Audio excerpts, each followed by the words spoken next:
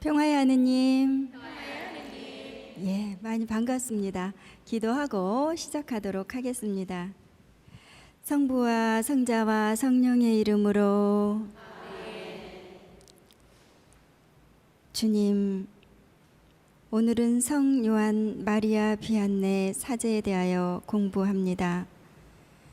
당시 사회적으로 매우 불안했던 시기, 특히 프랑스의 대혁명이 일어나 국가가 혼란에 빠지고 국가와 교회의 관계가 악화된 상황이었습니다. 당신께서는 비안네 사제를 선택하시어 평범하면서도 여유 있는 모습으로 당신과 합치된 삶, 신자들을 헌신적으로 돌보는 연민의 삶을 통해 참 신앙인이 나아갈 길을 인도해 주셨음에 깊이 감사드립니다. 저희들도 늘 은총 중에 바른 신앙인의 삶을 살 수 있도록 이 시간 축복하여 주십시오. 영광이 성부와 성자와 성령께, 성부와 성자와 성령의 이름으로. 아멘. 예, 오늘은 성 요한 마리아 비안네 사제에 대해서 함께 알아보는 시간 갖겠습니다.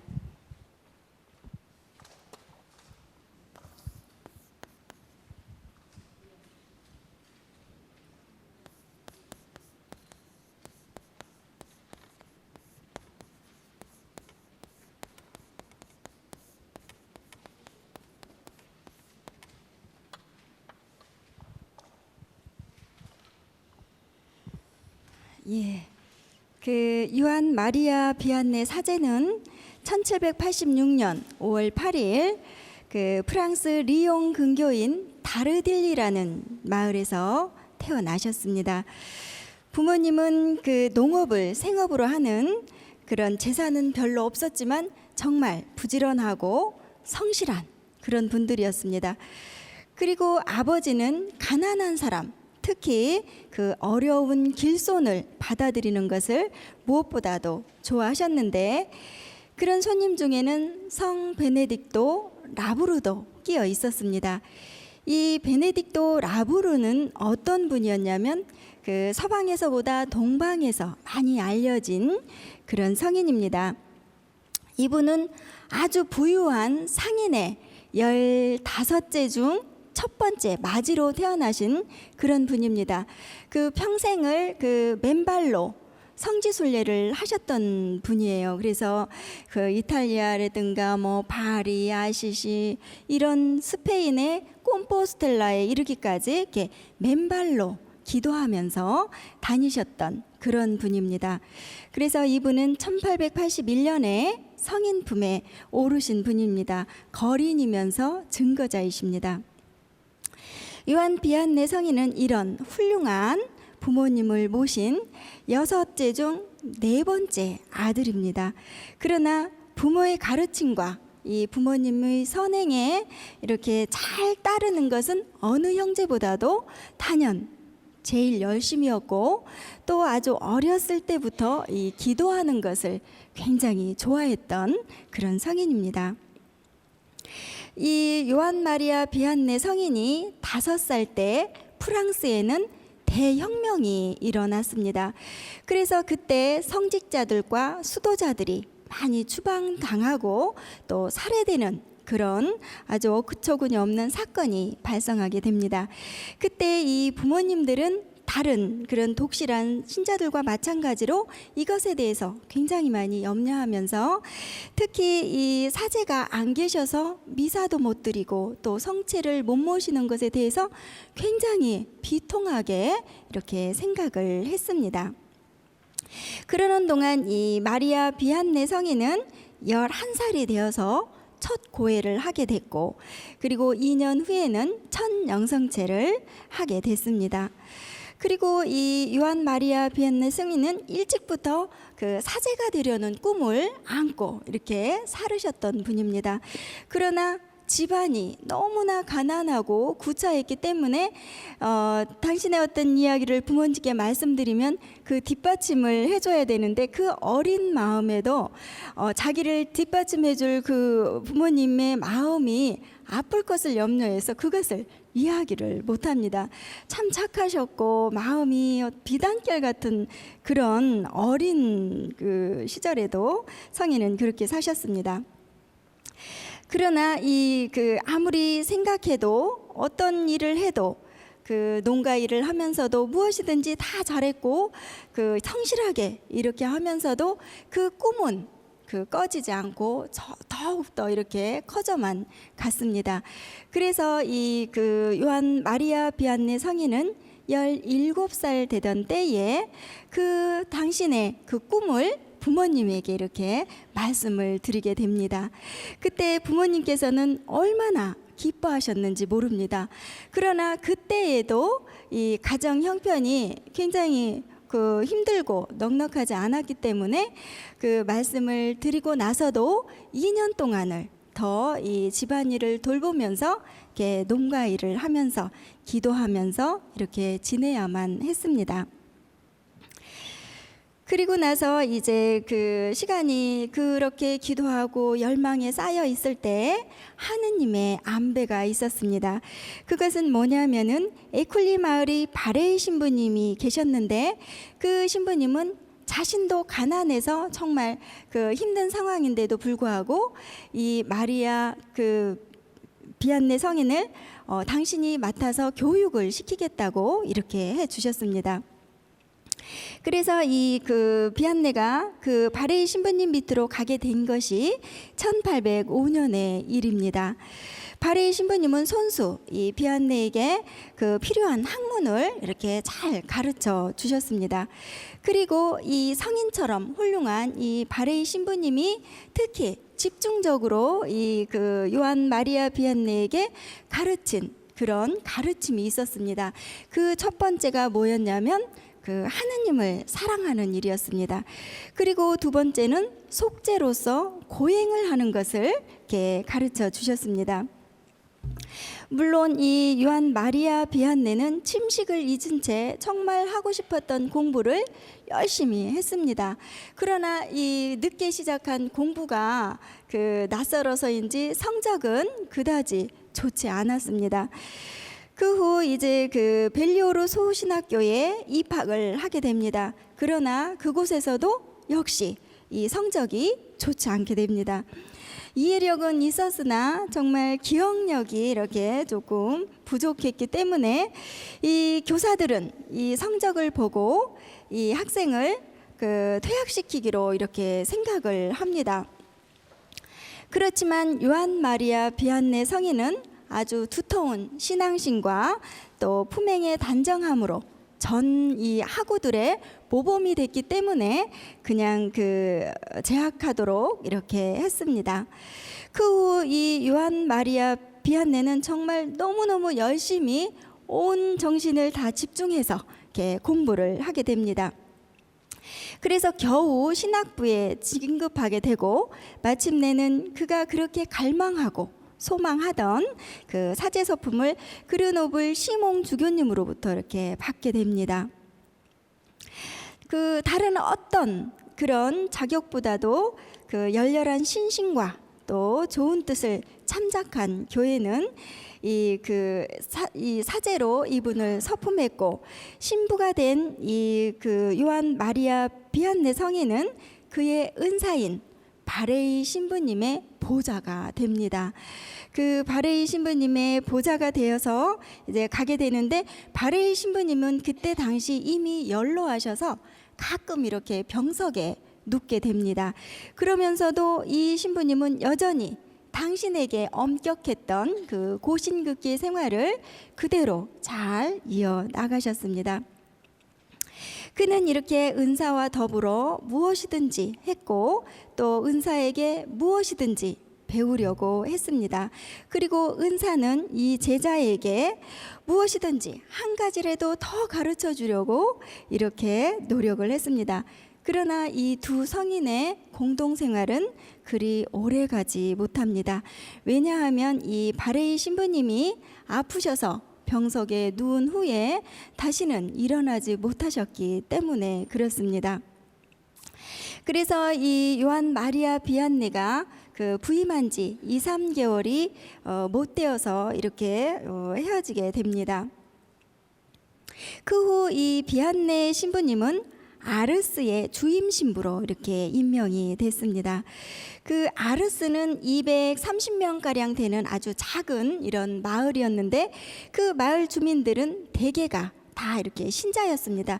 그런데 그 냉담하는 사람들이 부지기수였고 또 그뿐만 아니라 성당도 안 나오고 성사도 보지 않고 이렇게 또 주일날에도 밭에 나가서 일하고 또 세속적으로 이렇게 빠져서 교회에 나오는 것을 아주 게을리했던 그런 주민들이었습니다. 그러나 이 젊은 신부님은 그것에 낙담하지 않고 이 모든 것을 하느님께 봉헌하고 의탁하면서 기도하면서 이렇게 지내게 됩니다. 그래서 그렇게 지내는데 친절했고 언제나 사랑했고 그다음에 모든 사람들을 어떻게 했어요? 한 분 한 분 이렇게 정말 사랑으로 대하면서 그 모든 것을 이렇게 당신이 하느님의 어떤 것을 전하려고 노력을 했습니다. 그러다 보니까 모든 사람들이 이 훌륭한 행실에 감탄을 했고 경탄을 하게 됩니다. 그러면서 차츰 이 훈계를 명심하는 그런 사람들이 늘어났고 또 그처럼 냉담하던 이 사람들은 그 신앙심이 깊어져서 성실한 사람들이 되어서 교회로 이렇게 자꾸 오게 됐습니다. 그들에게 이렇게 회개의 은총을 주기 위해서 이 비안네 신부님이 얼마나 많은 노력을 했고 또 어떻게 사셨는지는 우리가 미루어 짐작할 수가 있습니다. 어떤 좋은 결과에는 그냥 되는 법이 없습니다. 그만큼 고통과 시련과 노력과 인내가 필요한 것입니다. 이 신부님께서는 모든 것을 이렇게 참아내면서 하느님께 의탁하고 이들을 이렇게 하느님 가까이로 이렇게 부르셨던 것입니다. 이렇게 그 신부님의 존엄한 그런 속죄 생활은 증인이 없으면 믿기 어려울 정도로 이렇게 잘 하셨는데 이 신부님께서는 끊임없이 단식을 하셨고 또 그 식사도 그 감자로 이렇게 대신을 했습니다. 우리가 어쩌다가 먹는 감자라면 그게 가능하지만 그 감자만을 먹으라고 하면 정말 곤욕스럽지 않겠어요? 근데 이 신부님께서는 그렇게 지내셨습니다. 단식제는 물론이고 감자만으로 식사를 한 때가 허다했다고 이렇게 전해집니다. 그리고 딱딱한 침대에 담요 한 장, 그리고 나머지는 만약에 당신에게 어떤 좋은 물건이라든가 이런 것이 들어오면 성당에 다 내주고 그 다음에 더 불쌍한 그런 이웃에게 다 내주는 그런 생활을 하셨습니다. 그러한 이런 성스러운 신부님의 활동은 금방에 이렇게 빛과 같이 퍼져 나갔고 급기야는 이 전국으로 퍼지게 됐습니다. 그래서 이런 소문을 들은 많은 사람들은 이 아르스 마을로 몰려오기 시작했습니다. 그들 중에는 정말 신앙에 대해서 실망한 사람, 또 마음의 고민으로 위로가 필요한 사람, 또 오랫동안 성사를 보지 않고 방탕한 생활로 대제 중에 있는 그런 무수한 사람들이 이 신부님을 뵈러 왔습니다.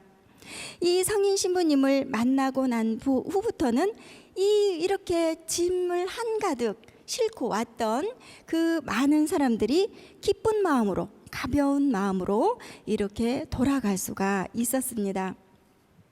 비안네 신부님은 하느님의 특별한 이런 은총의 빛으로 사람의 마음속까지 꿰뚫어 보는 그런 은혜를 받았습니다.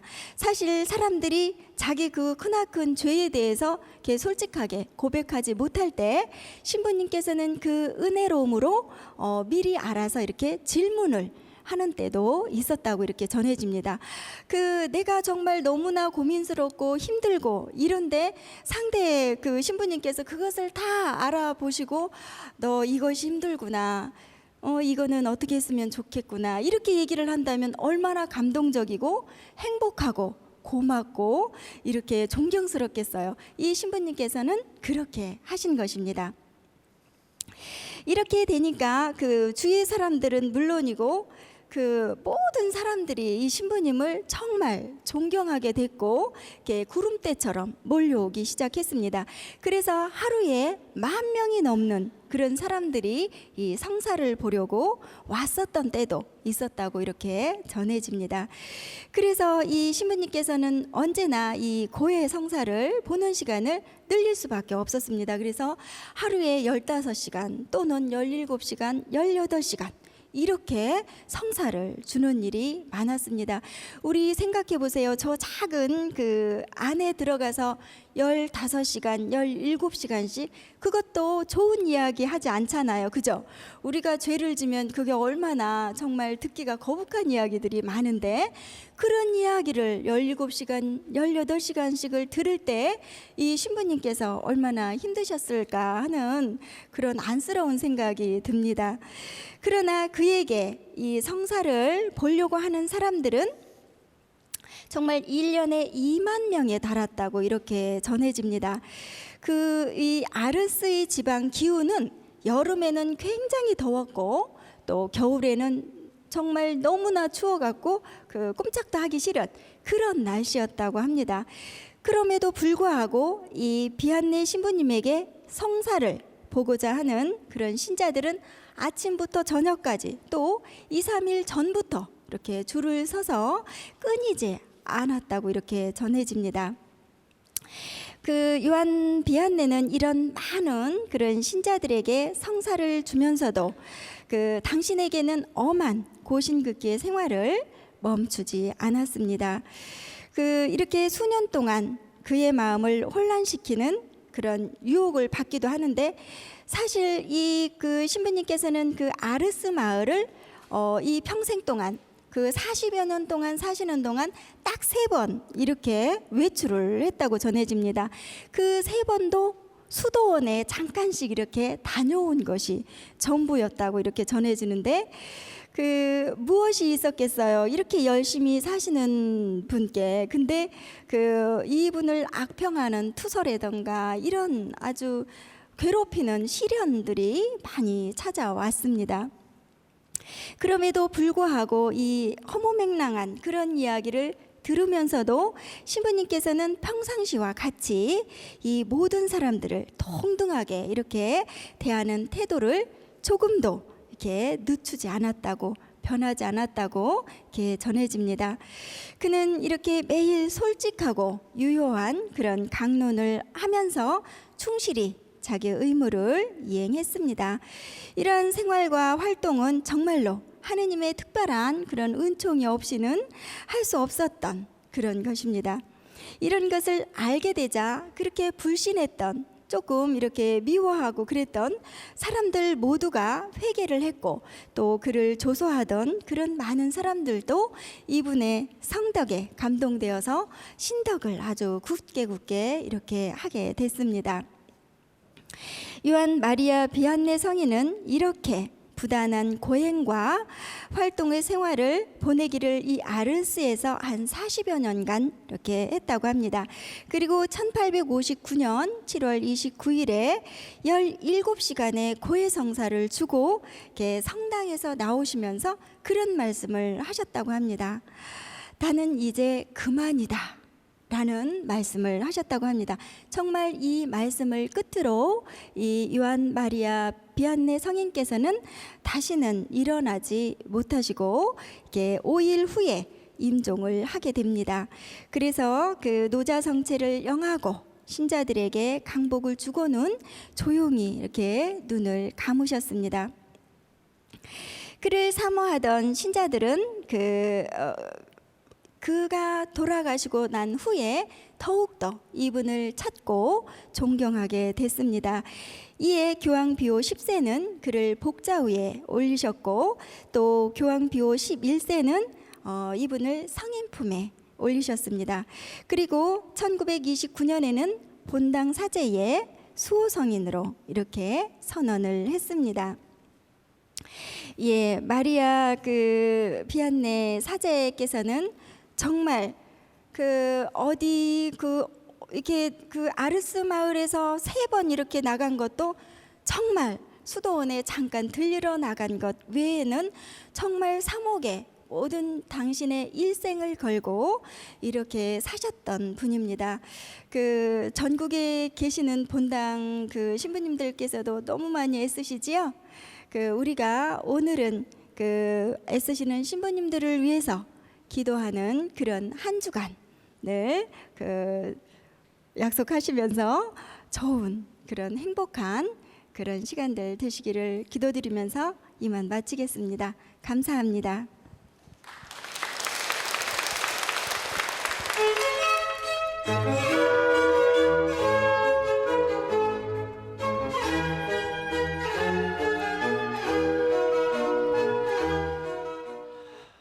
요한 마리아 비안네 사제,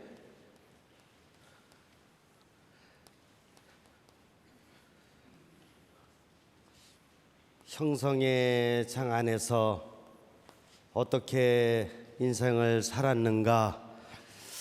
1786년에 태어나셔서 1859년에 선종하셨으니까 73세를 살으셨네요. 우리나라로 보면은 우리나라가 1784년에 한국천주교회가 창립되니까 한국천주교회 창립되기 2년 전에 세상에 태어나시네요. 어린 시절 부모님의 영향으로 살죠. 부모님이 농사를 졌는데 부유하지는 않으셨던 것 같아요. 가난하셨고, 그러나 무척 성실하시면서 신심이 깊으신 분이었다. 또 빈자라든가 나그네들 대접을 잘했다는 것으로 봐서 연민의 마음도 상당히 크셨다, 이렇게 느껴집니다. 4살 때, 4살, 아까 강의 때는 5살로 나오지만은 우리나라하고 연령 계산 조금 차이도 나고 그러니까 그런 건 이해하시고, 4살 때 특별한 일이 일어나는데, 뭐가 일어나냐면은 프랑스 대혁명이 발발하게 됩니다. 대단히 중요한 대목인데 이 부분에 대해서 제가 조금 이따가 설명을 좀 드리도록 하겠고요. 그러니까 프랑스 대혁명이 일어났으니까 모든 국민들이라든가 또한 비안네 사제의 이 가족들 마찬가지로다가 불안했을 것입니다. 불안하고 미래를 어떻게 갖고 나가야 되겠는가, 앞이 잘 안 보이는 이런 어려움 속에서 살게 되고, 특별히 여기서 신앙적인 면에 있어서는 무척 건조한 이런 삶을 살 수밖에 없었습니다. 신부가 부족하니까 미사 성제도 이렇게 참여할 수 없고, 성사도 볼 수 없고, 여러 가지로 신앙생활이 빈곤할 수밖에 없는 것이죠.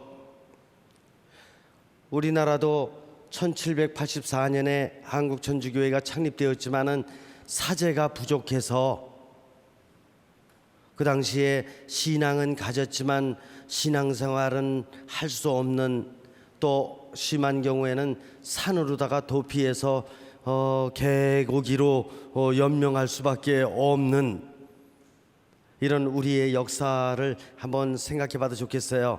김대건 신부님이 초대 신부님이시지만은 우리 나라에서 초대 신학생으로서 최양업, 최방직어 신학생과 함께 중국에 가서 10년 공부하고 왔지만은 실제로 사목생활 1년도 채 못하는 이런 박해의 상황, 그런 가운데서 성직자들도 어렵지만 일단 영세를 받고 하느님이 어떤 분이신지를 아는 우리 교우들로서 얼마나 마음이 아프고 힘들었겠는가. 신앙생활을 할 수 없는 이런 처지 한번 이렇게 연결해서 생각하시는 것도 좋을 것 같습니다. 어쨌든 그러다가 10살부터 16살 때까지 비안내 이 청소년은 그런 가운데서도 부모님의 좋은 영향을 받았기 때문에 신심, 특별히 기도 생활을 열심히 이렇게 했다라고 볼 수가 있습니다. 그렇기 때문에 뭐를 원했냐면은 성소의 길을 원했던 것입니다. 그래서 사제가 좀 되고 싶다, 이런 생각을 했던 건데, 이것도 프랑스 대혁명과의 관계에서 대단히 중요한 부분이니까 조금 이따가 다시 한번 좀 우리가 생각해 보도록 하겠습니다. 문제는 집안이 너무 가난하기 때문에 신학교를 가고 싶어도 갈 수가 없는 것이에요. 바로 요때죠. 요때 이제 19살 때 정도 됐는데 본당 신부님이 있었어요. 근데 요 녀석을 가만히 보니까, 본당 신부님이 보기에 뭐 요 녀석이지 뭐, 여기 가만히 들여다보니까 아주 뭔가 형성하는 신적 신비께서 이 녀석을 비추어 주고 계시는 거야.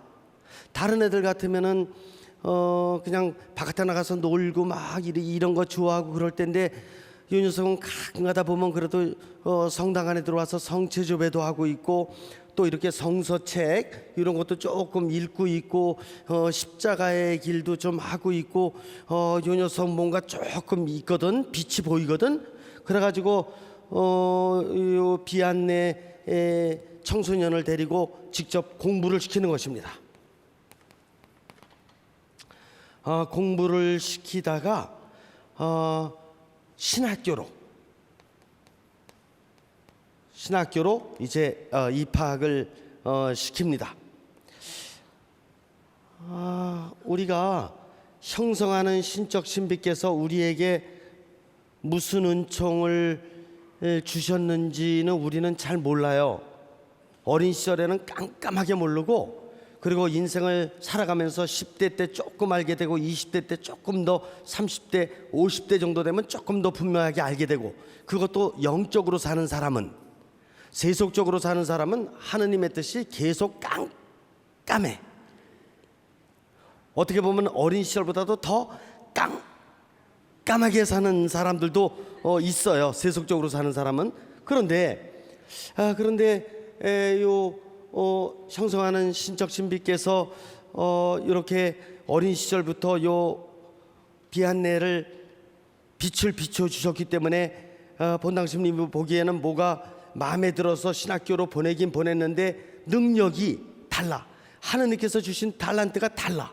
하느님께서는 그 시대 상황에 맞는 그런 달란트를 주시는 것입니다. 그래서 가서 이렇게 보니까, 교수님들이 보니까 공부를 거의 축구 선수 빼놓고 1등을 하고 있어. 그러고 이거 말이야, 이거 퇴교감이다, 이렇게 생각을 하는데, 교수 회의를 해보니까 이 녀석만큼 잘 생활하는 학생들도 보기가 드물거든. 참 모범이거든. 학생들 간의 교우 관계에 있어서도 아주 모범이고, 그리고 이렇게 학교도 구석구석 돌아다니면서 청소도 하고, 또 학교 끝나고 나서도 또 기도 생활하고 이러는 걸로 봐서는 대단히 훌륭한 학생이거든. 그래가지고 이걸 퇴학을 시키지 않고 계속해서 공부를 시켜가지고 이게 32살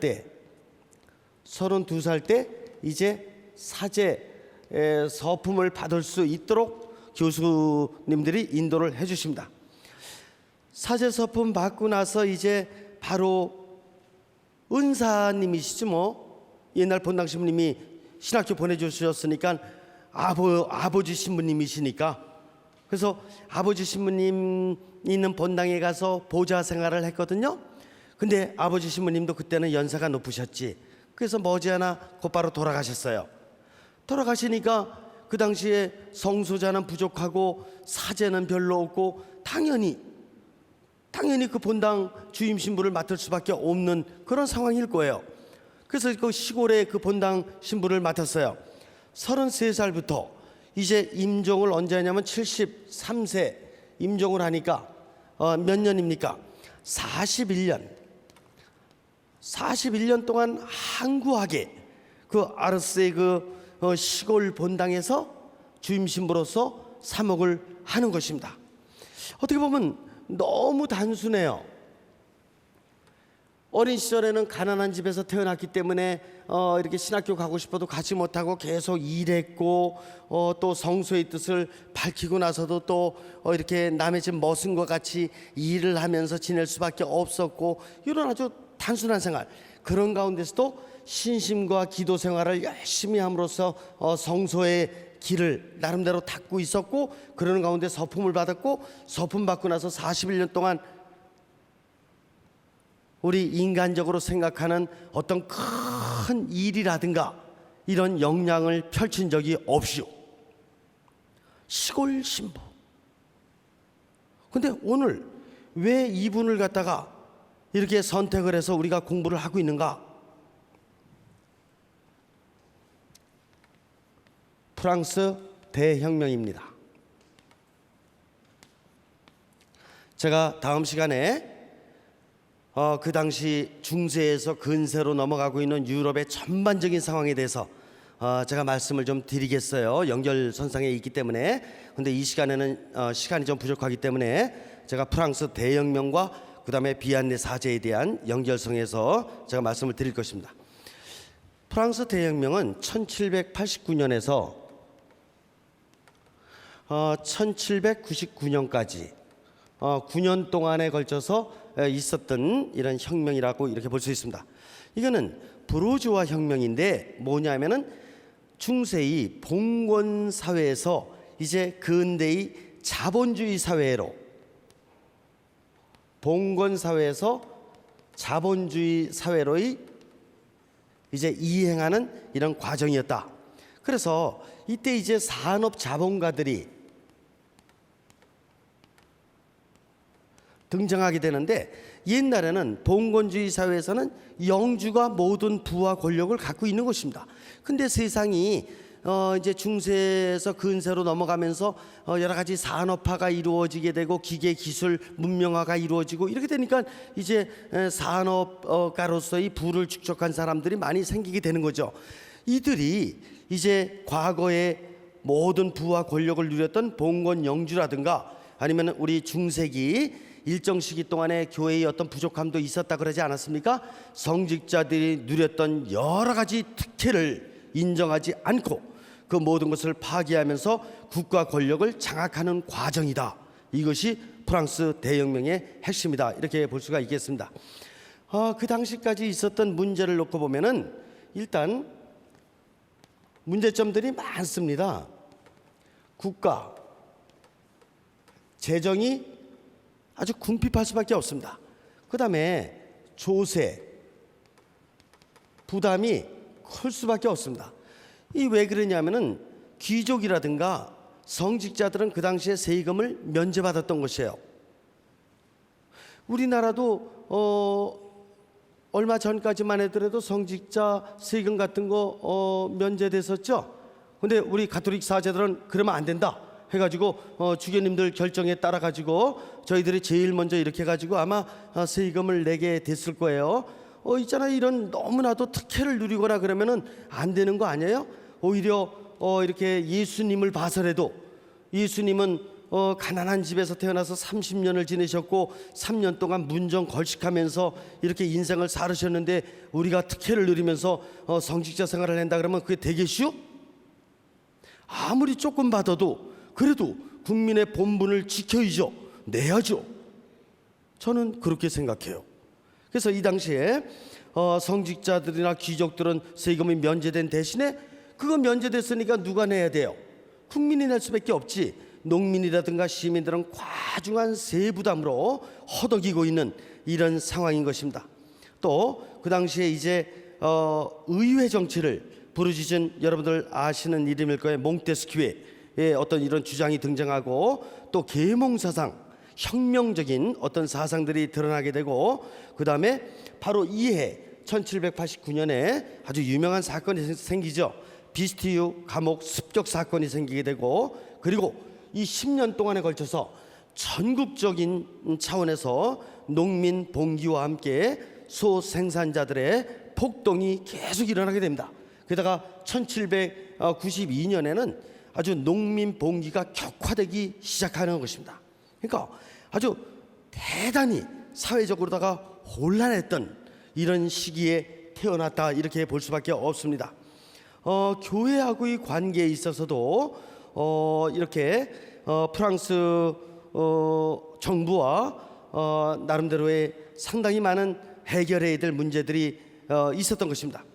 일단 정부는 교회에 대해서 뭐 10분의 1세를 폐지한다든가 면세 특권을 폐지시킨다든가 교회의 모든 재산을 국가 감독 아래 재산 목록을 작성한다든가 수도원을 해산시킨다든가 또한 성직자에 대한 연봉을 폐지한다든가 또 프랑스 교회를 로마에서 분리시킨다든가 그리고 1793년이면은 몇 살 때입니까? 1793년이니까 7살 때죠.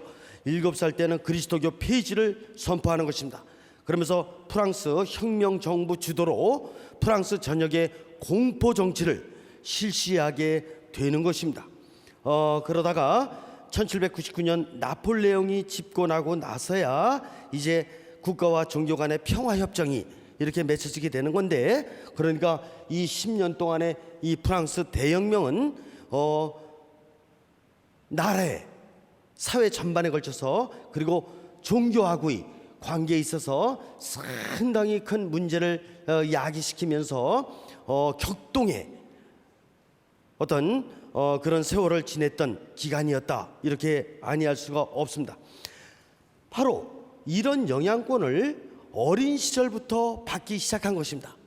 당시에 수도원 폐지당했고 성직자들은 모두 다 체포돼서 감옥에 구금되었고 이런 아주 상당히 어려웠던 시절에 태어났으니까 뭐 비안내의 부모님 뿐이겠어요? 대부분의 국민들이 아주 가난 속에서 아주 어려움에 허덕이고 있는 그런 상황일 수밖에 없죠. 비안내 가정 당연히 어려운 것이고 그렇지 않습니까? 그런 가운데에서도 이 부모님이 신심이 깊고 성실한 삶을 사시는 분이었기 때문에 비안나에게는 이 부모님이 바로 정말 하느님과 같은 분이셨다 아니할 수가 없습니다. 그래서 부모님의 영향을 받아서 이런 신심과 기도 생활을 계속해 가면서 나름대로 이런 처지에서도 이렇게 성소의 길을 가고자 하는 왜 그러냐면은 프랑스 혁명 정부가 주도하는 이런 박해 시기에 대단히 어려운 상황이라는 것을 비안내가 청소년 시기에 모를 리가 없습니다. 물론 공부를 못했기 때문에 머리는 나쁠지 몰라지만 이해력은 좋았다 그랬잖요. 그러니까 이거 성직자 길로 갔다가 자칫 잘못되면 혁명 정부가 또 뭔가 힘쓰기 시작하면은 체포되어서 금방 이렇게 치명당할 수 있다라는 것은 생각하지 못할 리가 없어요.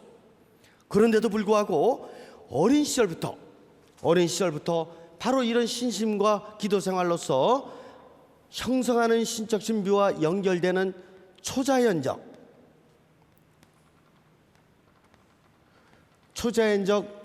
영적 이런 의미를 깊이 깨달으면서 결단을 내리고 성소의 길을 향해서 가는 것입니다.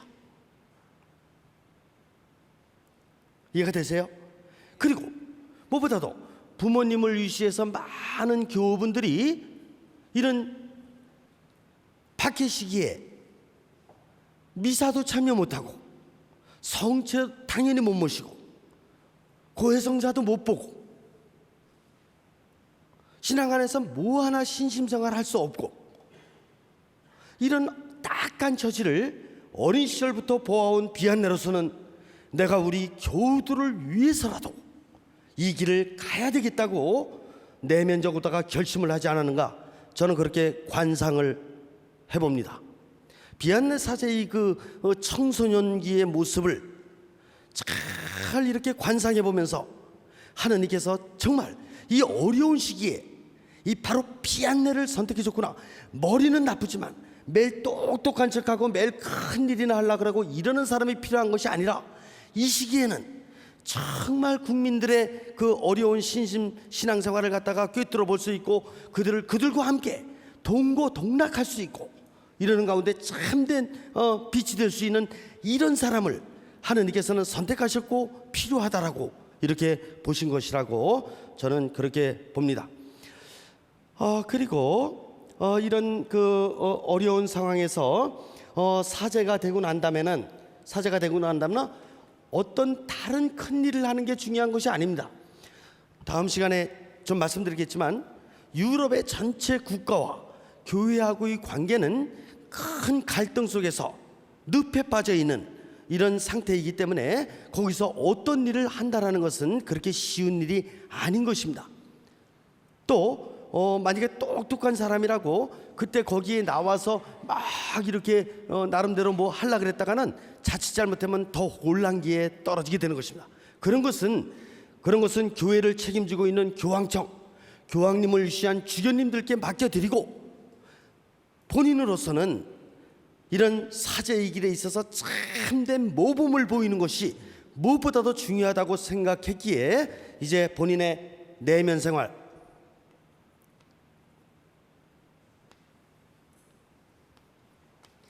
내면 형성에 있어서는 무엇보다도 자신을 정화하고 조명하고 하느님과 일치되는 이런 삶을 살기 위해서 끊임없는 극기와 기도의 삶을 살아가는 것입니다. 이 기도는 거의 사제생활 전체의 관상적인 차원의 기도를 하고 있었다, 이렇게 볼 수가 있습니다. 지난번에 제가 아빌라이 성녀 데레사 십자가의 성요안에 대해서 강의를 해드렸기 때문에 아빌라이 성녀 데레사의 7궁방 안에서 놓고 보면은 거의 4궁방 이상, 아마 5궁방 내지 6궁방 안에서 41년 동안을 살지 않았는가, 이렇게 묵상을 해보는 것입니다. 그 41년 동안을 항구하게 생활한다라고 했을 적에는 십자가의 성요안의 그 이론 안에서 놓고 본다 그런다면은 이제 능동적 차원의 정화라든가 이런 단계는 다 넘어서 이제는 수동적 차원의 하느님께서 이끄시는 초자연적 힘에 의탁하면서 그 힘에 끌려서 육신을 더욱더 초월적으로 변형시키고 영혼을 더욱더 초월적으로 변형시키는 이런 수동적 차원의 이런 신비적 삶을 살으신 분이었다, 이렇게 볼 수가 있겠습니다.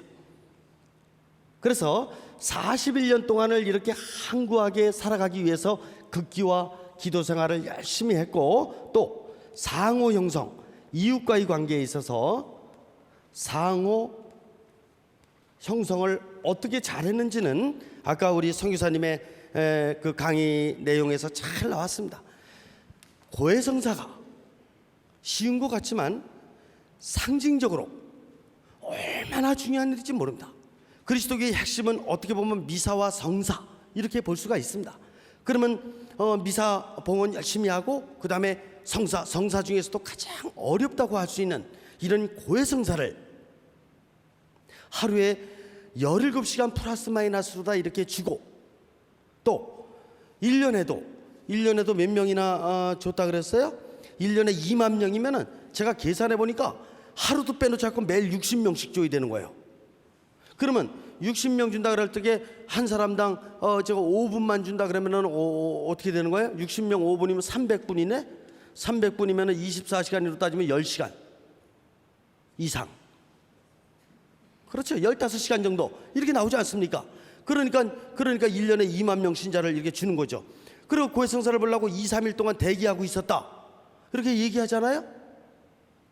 그러니 우리 교우분들에 대한 사랑과 연민이 얼마나 크신 분이었냐 이겁니다. 물론 저 시골에서 이렇게 41년 동안을 생활하신 분이지만 이런 분이야말로 전 세계에 드러내야 될 귀한 분이 아닌가, 이런 생각으로 이분을 2000년 역사 안에서의 교회를 빛낸 성인 성녀 안에서 제가 선택을 해가지고 이 강의에 임하는 것입니다. 여러분들의 자녀 중에서도 비안내 사제와 같은 이런 그 후계자들이 나올 수 있도록 여러분들께서 좋은 모범 보여주시고, 여러분들의 삶도 비안내 사제 이상으로 하느님과 합치하고 또한 교우들을 돌보며 사회의 모든 시민과 국민들을 위해서 기도하고 봉사하는 이런 삶이 사라질 수 있다면 오늘 비안나 사제를 공부하는 정말 중요한 의의가 있다, 이렇게 생각을 합니다. 자연적인 삶이 아닌 초자연적인 삶을 어린 시절부터 항구하게 이렇게 살았던 이분은 바로 하느님의 참된 아들이요 하느님의 참된 종이었다, 이렇게 아니할 수 없을 것입니다. 마친 기도하죠. 성부와 성자와 성령의 이름으로 아멘. 주님, 오늘 성요한 비안내 사제에 대해서 공부하였습니다. 사회적으로 매우 불안했던 시기, 프랑스 혁명으로 국가와 교회가 혼란에 빠졌던 격동의 시기, 당신만이 아십니다. 당신께서는 인류 안에 비안나 사제를 선택하셨습니다. 아브라함을 선택하고 이사야 예언자, 예레미야 예언자 선택하였듯이 당신께서는 비안나 사제를 선택하셨습니다. 베드로 사도, 안드레아, 야고보, 또 바오르 사도를 선택하셨듯이 비안내 사제를 선택하셨습니다. 평범하면서도 여유 있는 모습으로 당신의 영광만을 위해서 숨은 모습으로 열심히 살았던 비안내 사제에게 큰 찬사와 경애를 보냅니다. 저희들도 참 신앙인의 삶을 나아갈 수 있도록 당신께서 늘 은총 중에 저희들을 인도해 주실 것을 믿습니다. 영광이 성부와 성자와 성령께, 성부와 성자와 성령의 이름으로 아멘.